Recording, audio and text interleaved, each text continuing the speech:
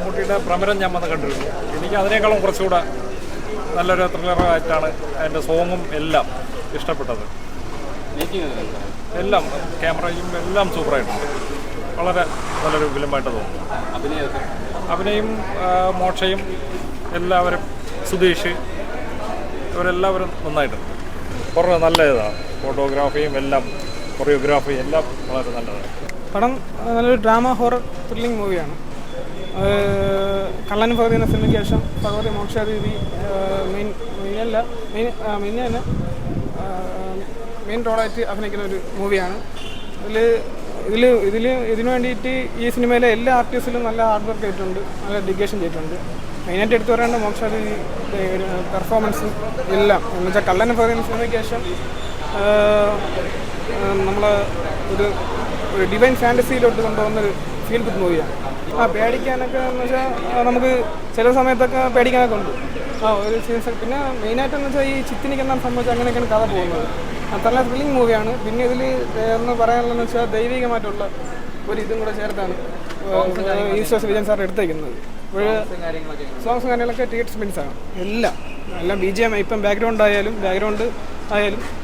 Music ആയാലും ഈ divine music എന്ന് വെച്ചാൽ ദൈവികമായിട്ടുള്ള ഡിവോഷണൽ മ്യൂസിക് ആയാലും എല്ലാം തിയേറ്റർ സ്പെൻസാണ്. നല്ല മൂവിയാണ്. എല്ലാവരും പോയി കാണുക, സപ്പോർട്ട് ചെയ്യുക. അഭിനയമൊക്കെ അടിപൊളിയാണ്.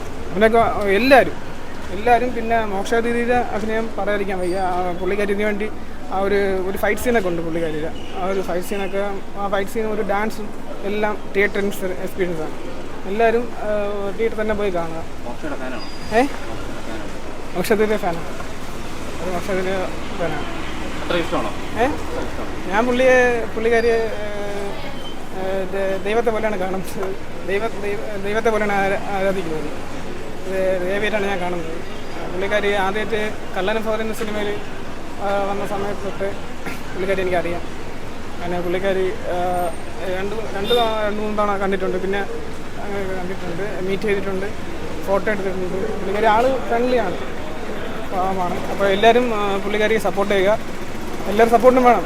എല്ലാവരും തിയേറ്ററിൽ തന്നെ പോയി കാണുക. തിയേറ്റർ എക്സ്പീരിയൻസ് ആണ് പടം എല്ലാവരും. പിന്നെ പറയാനുള്ളതെന്ന് വെച്ചാൽ ഈസ്റ്റർ വിജയൻ സാറിന് പുള്ളിക്കാരൻ്റെ ഈ പടം എടുത്തത് അപ്പോഴേ സമയം ചെയ്തത്. പുള്ളിക്കാരൻ നല്ലൊരു എടുത്തിട്ടുണ്ട്. നമുക്ക് ഇത് തിയേറ്റർ എക്സ്പീരിയൻസുകളിൽ ഇതൊക്കെ എടുത്തിട്ടുണ്ട്. നല്ലൊരു ഫീൽ ഗുഡ് മൂവിയാണ്. ഡ്രാമ ഹൊറർ ഇൻവെസ്റ്റിഗേഷൻ ത്രില്ലറാണ്. കൊള്ളാം, നല്ല രസം. നല്ല മൂവിയായിരുന്നു ബ്രോ, നല്ല മൂവിയായിരുന്നു. അത്യാവശ്യം കുഴപ്പമില്ല, നന്നായിട്ടുണ്ടായിരുന്നു. ചിത്തിനെ ഒരു ആവറേജ് പടമാണ്. വലിയ ടോപ്പും അല്ല, ലോവും അല്ല, ആവറേജ് കണ്ടിരിക്കുക. കാണുന്നവർക്ക് ഒരു നഷ്ടം വരില്ല. മീഡിയം. പേടിക്കത്തൊക്കെ അങ്ങനെ എനിക്ക് തോന്നിയില്ല. പിന്നെ ചെറിയ കുട്ടികളൊക്കെ ആകുമ്പോൾ ചിലപ്പോൾ സ്വാഭാവികം ചില പറ്റിയെന്നല്ല. പേടിക്കാനൊന്നുമില്ല. 90 കാലഘട്ടത്തിൽ ഇറങ്ങേണ്ട സിനിമയാണ്.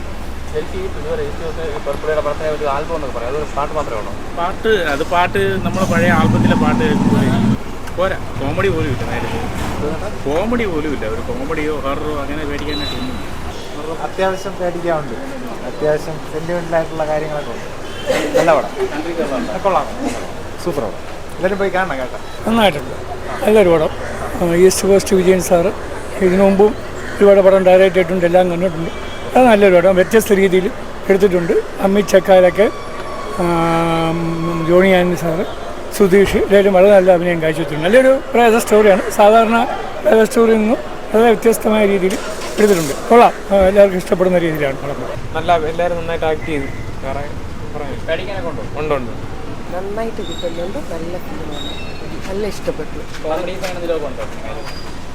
അതും എല്ലാം കൂടി ഇട്ട് എന്നാലും ഹൊററാണ് കൂടുതൽ മുമ്പിട്ട് നിൽക്കുന്നത്. പക്ഷെ നല്ല അഭിനയവും നല്ല കുറച്ച് നാളേക്ക് ശേഷം നല്ലൊരു ഫിലിം കണ്ട മൂടുണ്ട്. നല്ല ഫിലിമാണ്.